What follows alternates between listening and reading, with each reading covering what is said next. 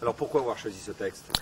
Pourquoi avoir choisi ce texte? En fait, c'est une opportunité que j'ai eue à ce moment-là de pouvoir monter une pièce de Coltès. Ça faisait longtemps que je voulais monter une pièce de Coltès et le texte me touchait énormément et je m'étais dit que j'avais envie de le défendre, quoi. Qui est Coltès? Bernard-Marie Coltès, c'est un auteur qui est mort en 1989 du sida à l'âge de 42 ans. Qu'est-ce qu'il dit ce texte? Pourquoi il l'a écrit? Vous le savez?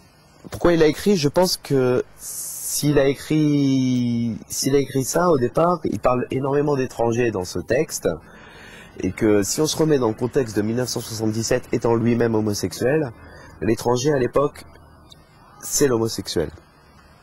Et je pense que c'est dans ce sens-là qu'il l'a écrit au départ. Après, c'est que mon interprétation personnelle, ça n'engage que moi.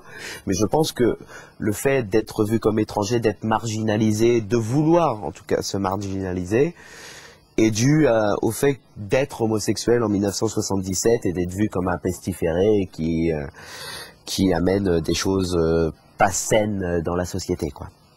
Avoir choisi ce texte? Pourquoi avoir choisi ce texte? Parce que je pense que malgré le fait qu'il ait été écrit en 1977, aujourd'hui il reste énormément d'actualité, contrairement à ce qu'on peut croire. Le syndrome de l'étranger a pu se transporter plus par rapport à l'homosexualité, mais par rapport à énormément de choses, et que la marginalisation et le fait de vouloir être hors de la société est devenu une des plaies les plus vivantes de ce début de siècle. Comment on rentre dans un texte comme ça? Il faut combien de temps pour se dire, voilà, je vais prendre ce texte et je vais le jouer? Comment vient le déclic? Le déclic, il faut qu'il vienne vite. Sinon, on le fait pas. Le déclic, il faut qu'il vienne en un quart de seconde. S'il se fait pas tout de suite, si on se dit pas tout de suite qu'on va jouer ça, qu'on va défendre ça, on le fait pas. Combien de temps il faut pour approprier un texte comme ça, le travailler? Je pense que le plus dur sur un texte comme ça, c'est l'apprentissage du texte. Puisque le texte est fait de tellement d'allées et venues dans la pensée, entre guillemets, de l'auteur. Il y a tellement d'allers et retours que, à ce moment-là, ça devient difficile à l'apprentissage. Il suffit de dire un mot pour un autre pour partir un quart d'heure plus tard dans la pièce. Et donc il faut... Après, chacun a sa mémoire, mais je pense qu'il faut pas tant de temps que ça parce que tout simplement il y a de l'implication. Si on a une implication, si on a envie vraiment de servir ce texte, que ça naît d'une passion, ça vient beaucoup plus vite. Est-ce que c'est un texte dont on peut dire qu'il faut vraiment trouver tout de suite le ton, parce que sinon on est complètement en dessous et ça devient très dur, ou alors on est complètement au-dessus et on le surjoue et il tient plus? Je pense que c'est pas une question de soit on le trouve tout de suite, soit si on le trouve pas après, on est perdu. Je pense que c'est vraiment une question de si tu le trouves pas tout de suite, ne le joue pas. C'est pour moi, hein, je sais pas comment Coltès l'a écrit, mais je pense que c'est quelque chose d'assez intuitif, d'assez instinctif. Je le vois comme une écriture intuitive. C'est qu'une phrase. Moi là-dessus, il y a des virgules, il n'y a jamais de points. Il y a des parenthèses, il y a des virgules, il y a des trucs. C'est un texte qui n'a pas de points? C'est qu'une phrase. C'est qu'une phrase. Un instant de vie alors en fait. Oui voilà, c'est un instant de vie, c'est quelque chose de pris comme ça. Et comment je vais faire pour retenir coûte que coûte ce mec dans la rue? Donc à partir de ce moment-là, on fait plus de points. On recherche chaque moyen possible pour essayer de le retenir. Donc après, en tant que comédien, c'est à soi de se faire sa ponctuation. Et c'est là-dessus que le travail est beaucoup plus intense. Mais si on ne trouve pas tout de suite, si d'instinct, on ne sent pas où il faut s'arrêter, où il faut accélérer, où il faut pas y aller. Comment ce texte se situe dans votre carrière par rapport aux autres textes que vous avez joués?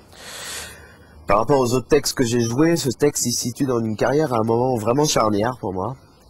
Pour la bonne et simple raison que j'ai jamais joué de monologue. Que ma dernière mise en scène en date, c'est 27 sur scène. Au théâtre du Gymnase, il y a 2 ans. Et que ça arrive vraiment à un moment vraiment charnière où je me dis que soit je pars sur des trucs vraiment énormes, soit je reste sur des trucs super intimistes. Mais en tout cas, ce que je peux dire, c'est que c'est vraiment et le texte et la mise en scène, malgré le peu de personnes sur scène, et pour cause, je suis tout seul, qui m'a vraiment demandé le plus de travail. Et le plus d'implication. C'est un bonheur pour un acteur d'avoir affaire à être seul sur scène comme ça, avec ce texte à portée qui est très lourd, très dur, et en même temps se retrouver comme ça à l'immédiateté des spectateurs. C'est le rêve plus ou moins de tout acteur, de se retrouver plus ou moins un jour sans filet. Là, il n'y a pas de filet là. Il n'y a plus de filet. Donc là, tous les risques sont pris. Tous les risques sont pris, tous les risques sont pris. C'est moi qui dois renvoyer les balles et les rattraper. Il n'y a personne autour de moi qui peut essayer de me sauver à un moment ou à un autre. Et c'est exactement ce qui se passe pour le personnage dans sa vie. Vous aimez être mis en danger comme ça?